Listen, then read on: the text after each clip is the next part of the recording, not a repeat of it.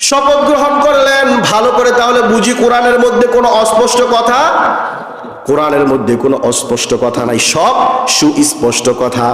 আল্লাহ রাসূলের সাহাবী হযরত ওমর রাদিয়াল্লাহু আনহু যখন ইসলাম গ্রহণ করে নাই, যখন ইসলাম গ্রহণ করে নাই, আল্লাহর নবীর মাথা আনতে গিয়েছিল, আপনারা সকলেই জানেন।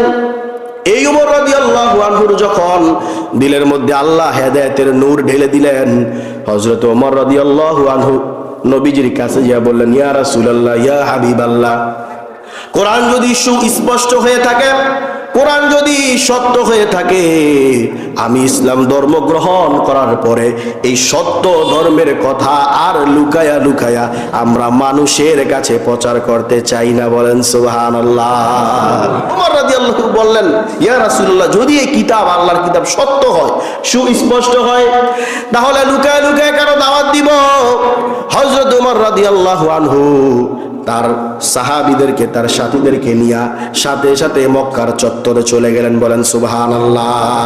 মক্কার চত্বরে যাইয়া একটা মিছিল বের করলেন। মিছিলের মধ্যে হযরত ওমর রাদিয়াল্লাহু আনহু তাকবীর দিলেন, লিল্লাহি তাকবীর।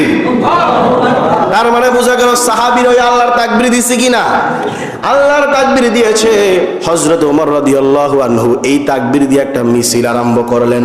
মক্কা নগরীর মানুষেরা, মহিলারা, পুরুষেরা, কাফের বিধর্মীরা জানালা দিয়া ফুকি দিয়া দেখে কেরে মক্কার চত্বরে আল্লাহর নামে স্লোগান দেয়।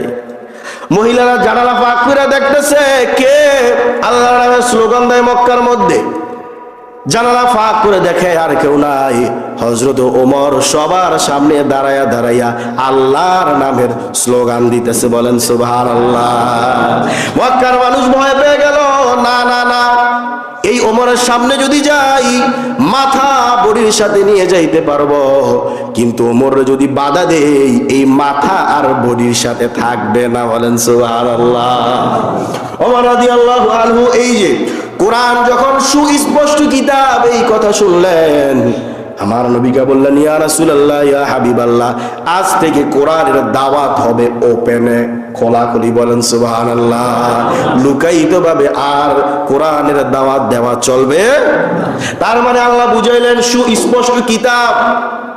ইন্না আনজালনাহু ফি লাইলাতিন মুবারাকা, মুবারকময় একটি রাতে আমি আল্লাহ রাব্বুল আলামিন এই কোরআন নাজিল করেছি। বলেন সুবহানাল্লাহ। আল্লাহ রাব্বুল আলামিন যখন এই পৃথিবী সৃষ্টি করলেন, আমরা মানুষ কতটা দামি, আমাদের চোখের পানি কতটা দামি ভাই ভালো করে বুঝেন। আল্লাহ রাব্বুল আলামিন যখন এই পৃথিবী নাজিল